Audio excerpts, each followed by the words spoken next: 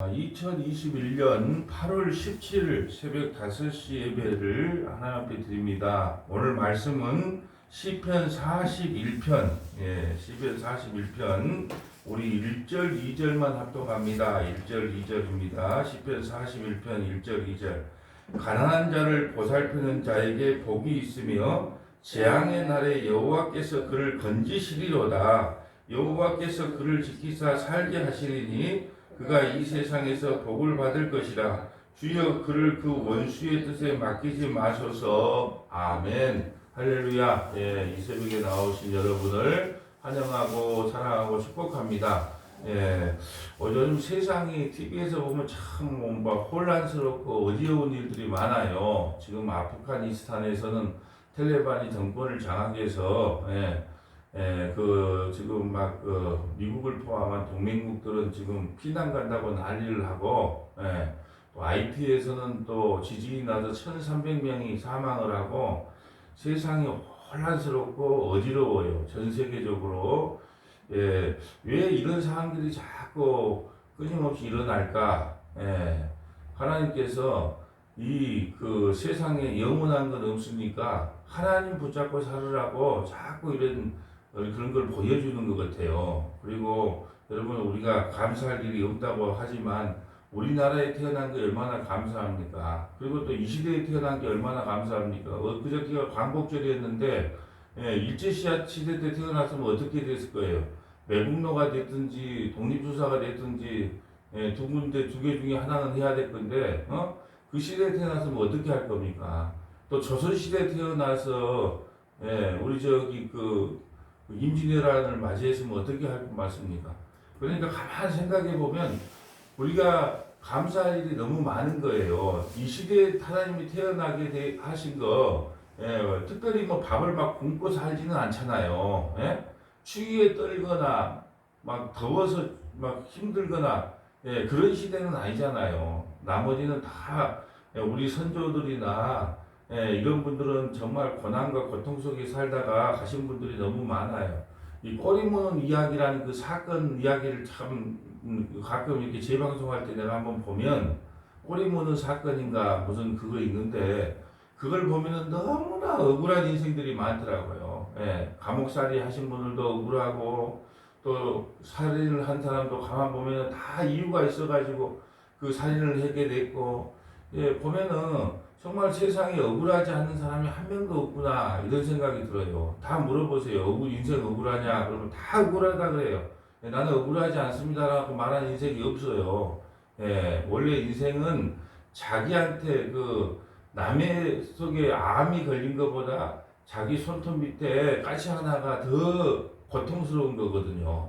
그런데 우리가 잠시만 좀 시간을 멈추고 생각해 보면 얼마나 지금 이 시대에 태어나고 또 한국 땅에 태어나고 또 우리가 이 새벽에 나와서 기도도 할 수 있고 말씀도 들을 수 있고 하루를 열어주신다는 거 얼마나 감사하냐는 거예요. 그래서 여러분, 내게 있는 걸로 하나님 앞에 족하고 감사해야 된다. 오늘 이것이 바로 성경에 나오는 가난한 자를 보살핀다라는 뜻의 시작을 여는 겁니다. 시편 41편은 원래 시편은 5권으로 총 나눠졌습니다. 5권으로 나눠졌는데 그걸 나누지를 않았지만은 1권부터 41권까지가 이제 41편까지가 1권에 속해요. 1권. 총 시편은 5권으로 나눠지는데 1편부터 41편이 1권에 속합니다. 그러니까 오늘 이번에 41편을 마무리하는데 1권을 마무리하는 거예요. 1권을 마무리하면서 13절에 봐보세요.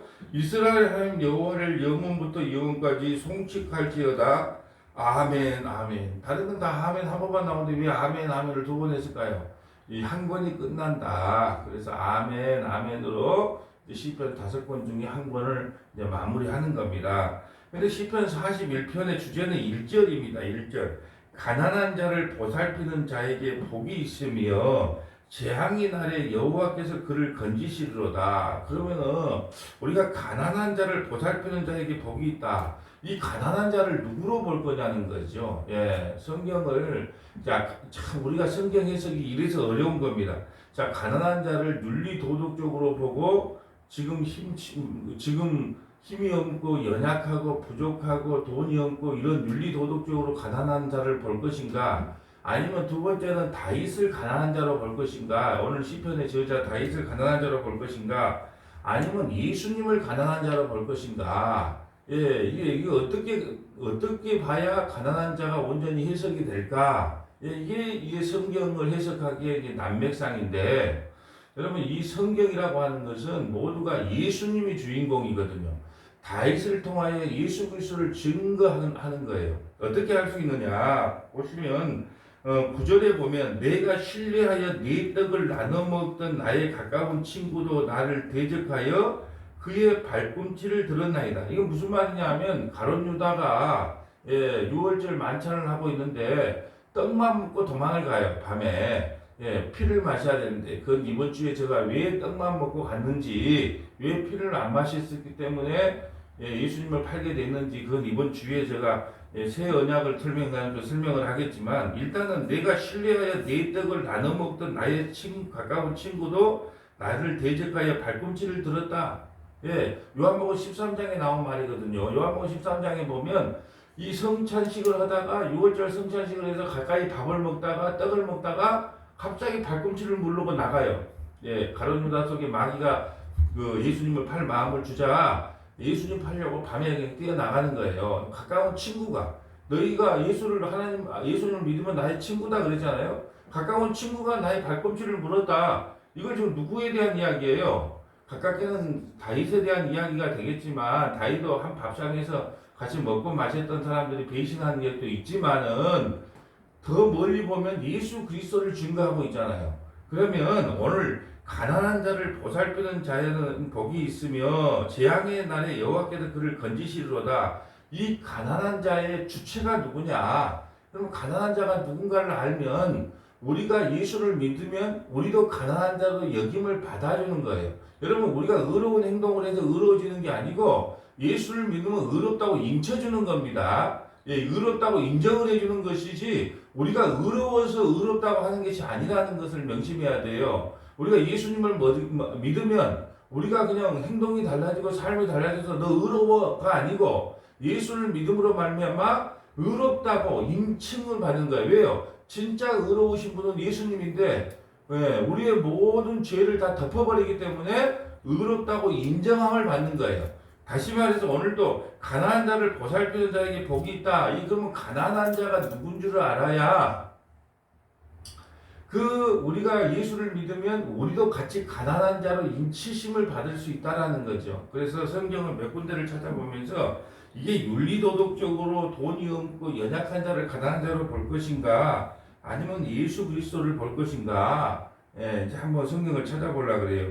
그러면 가난한 자가 처음에 이사야 53장, 이사야 53장 1절부터 3절을 볼까요? 이사야 53장.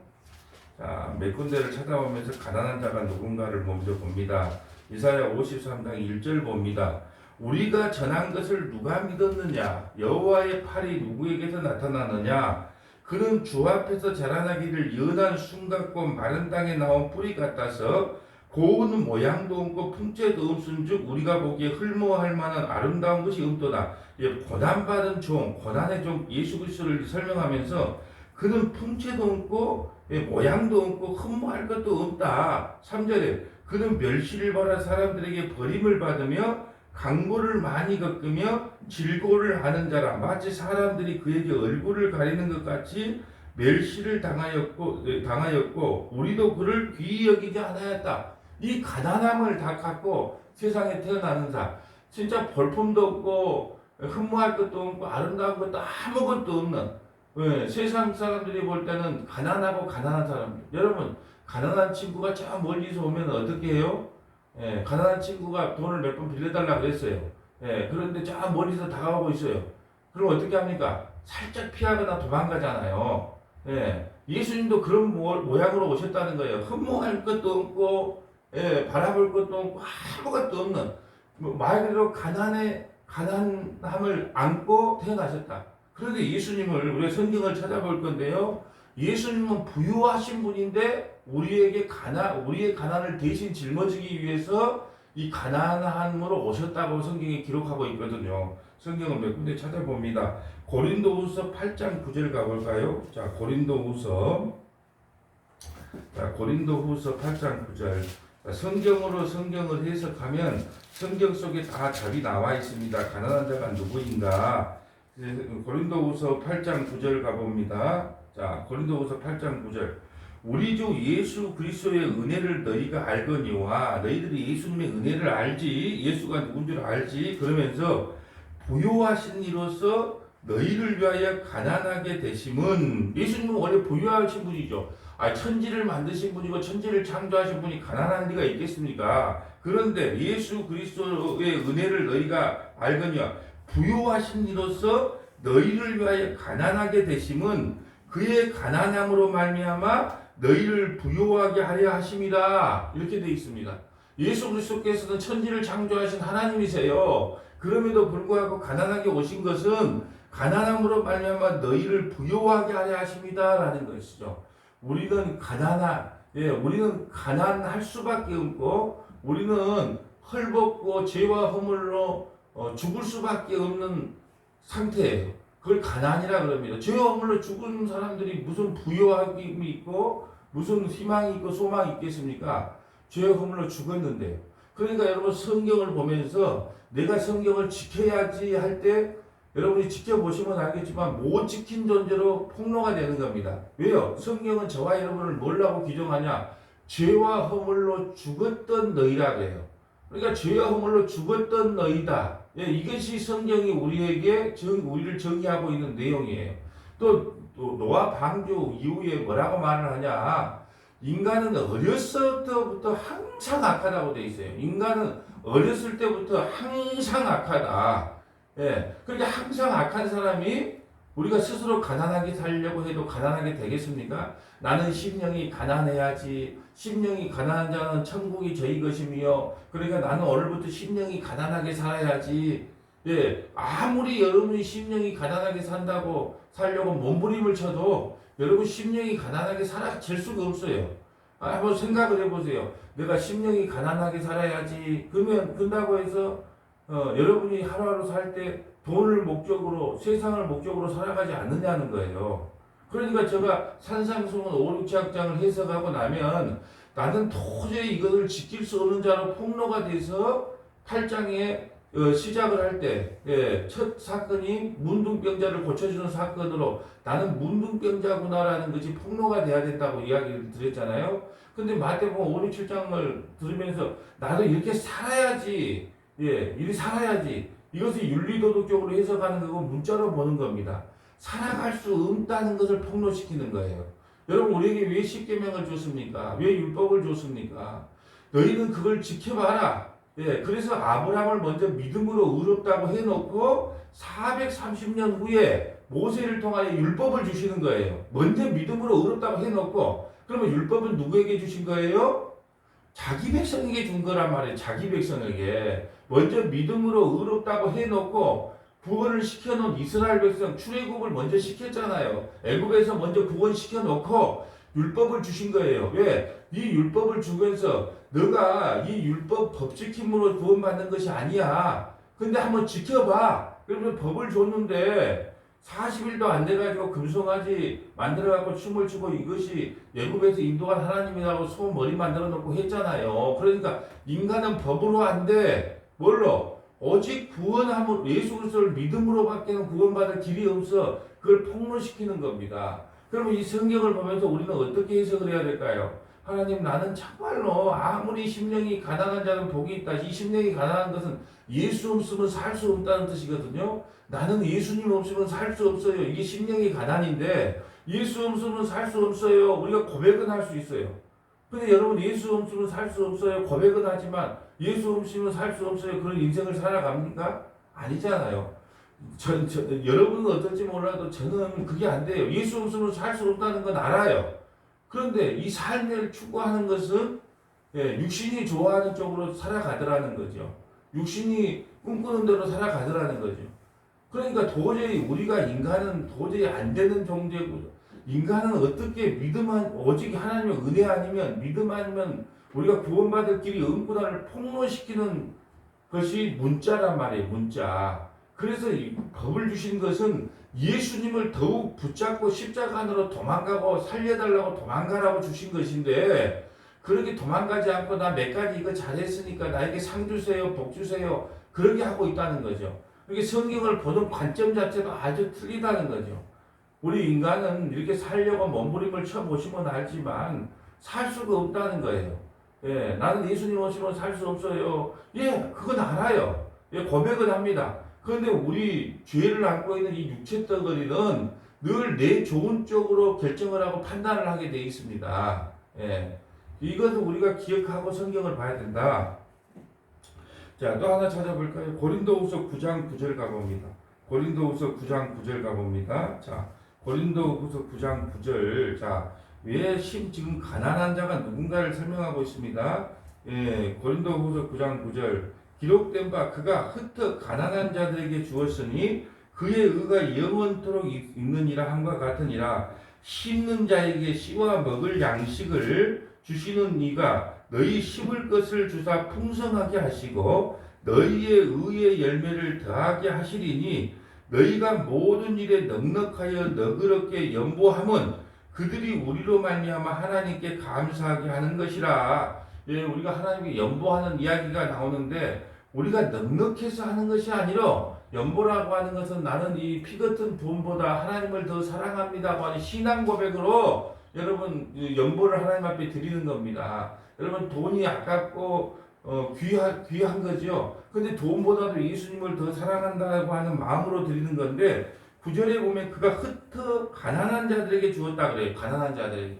예, 가난한 자들에게 주었다. 예, 우리 가난한 자들에게 뭘 나눠주냐? 예, 주사 풍성하게 하시고 너희 의의 열매를 더하게 하신다라는 거죠. 누가요? 예수님이.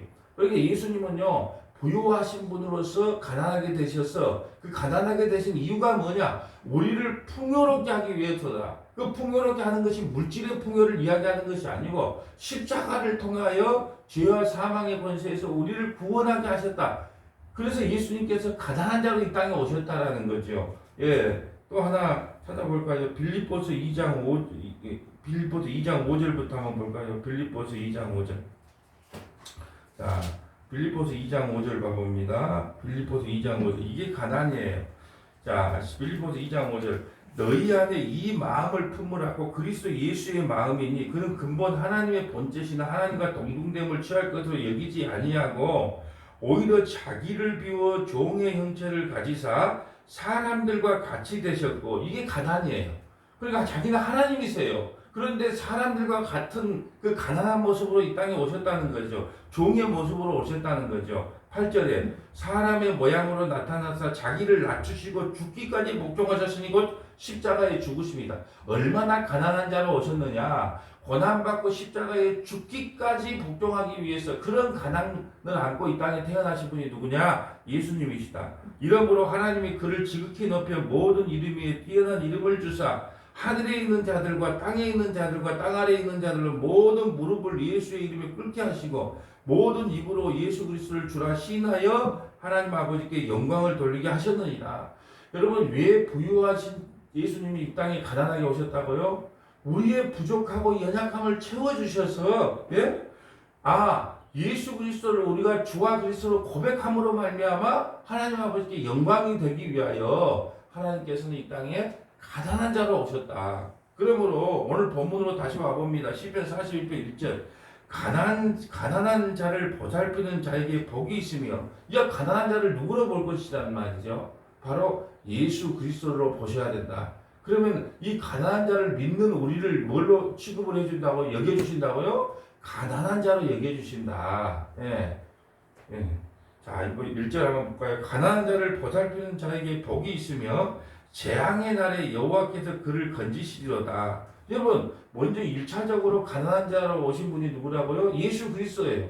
그런데 여러분, 우리가 그 가난한 자를, 여러분, 돈 없는 친구도 피하고 사는 세상이잖아요. 그런데 우리가 가난하신 예수님을 믿을 수 있다는 거예요. 여러분 생각해 보세요. 왜 이 가론 유다가 예수님을 팔아먹었을까요? 그는 열심당원이란 말입니다. 안 죽는 의사예요. 우리나라로 보면 나라의 독립을 바랬던 거예요. 그런데 예수님께서 그냥 십자가에서 죽으시겠다고 하니까 예, 일부러 팔아본 거예요. 그러면 예수님께서 능력을 발휘해서 로마로부터 해방을 할 줄 알았는데 그게 아니었다는 거죠. 여러분, 우리가 이 가난한 자를 따라간다는 것은, 예수님은 가난한 자예요. 그 가난한 자를 따라간다는 것은 하나님께서 우리에게 믿음을 주지 아니하고 은혜를 베풀지 아니하면 이 가난한 자를 따라갈 수가 없다는 거예요. 누가 가난한 자를 따라가겠습니까? 여보, 친구가 돈이 없어요. 그럼 피해라 그러지. 가족 중에서도 돈이 없는 가족이 있어요. 그러면 전화 와도 전화를 안 받아요.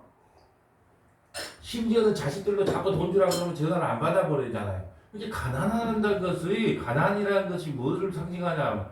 도저히 너희들은 가난한 자를 따라갈 수가 없어. 근데 너희들이 가난한 자를 어떻게 믿게 돼? 가난한 자, 그 예수님을 어떻게 믿게 됐어? 은혜로 믿게 되었다. 믿음으로 믿게 되었다. 네, 그런 자에게는 하나님께서 보살펴 주신다. 이것이 성경을 해석하는 키다, 이 말이죠. 다시 봅니다. 가난한 자를 보살피는 자에게 복이 있으며 재앙의 날에 여호와께서 그를 건지시리로다. 예, 1차적으로는 예수께서 십자가에서 죽으시고 우리를 죄와 사망에서 구원시켜 줄 거라는 것을 이야기하고 있어요.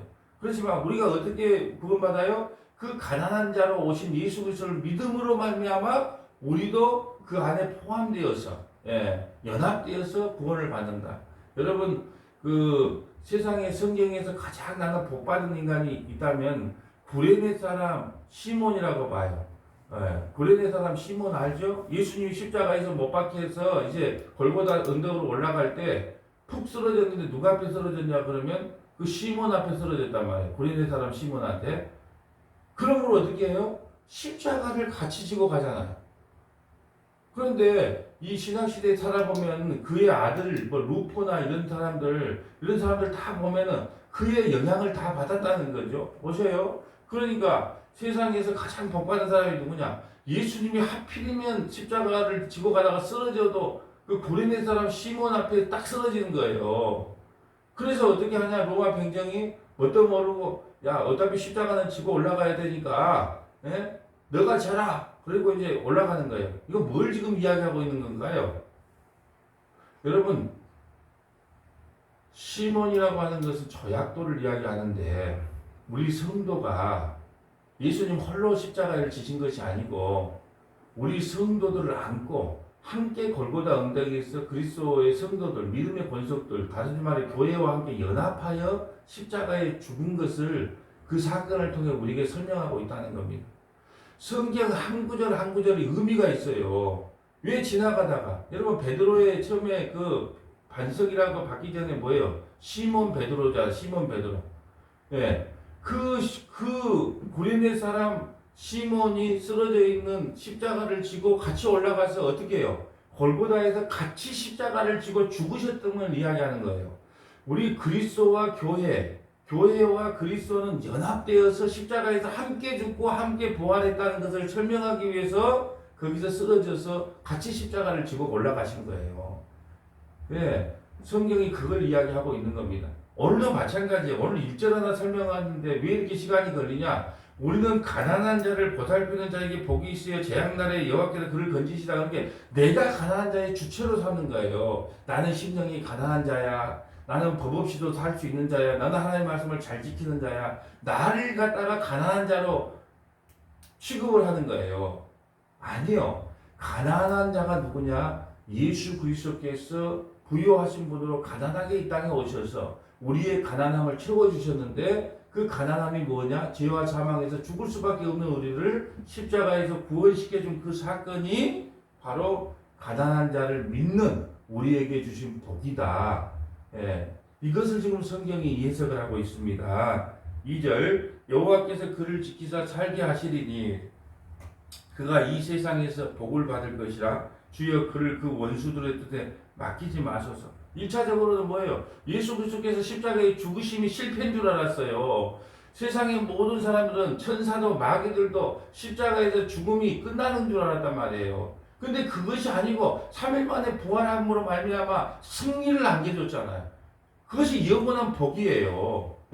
1차적으로는 다 예수님 이야기를 하고 있습니다. 여호와께서 그를 지키사 살게 하시리니 3일 만에 부활했고 그가 세상에서 복을 받은 거예요. 왜요? 하나님의 뜻을 온전히 이루었잖아요. 뭘로요? 십자가를 통해서. 그러니까 그는 복받은 자예요. 주여 그를 그의 원수들의 손에 맡기지만 원수들의 손에 안 맡겼어요. 십자가의 죽음이 실패가 아니고 3일 만에 부활했단 말입니다.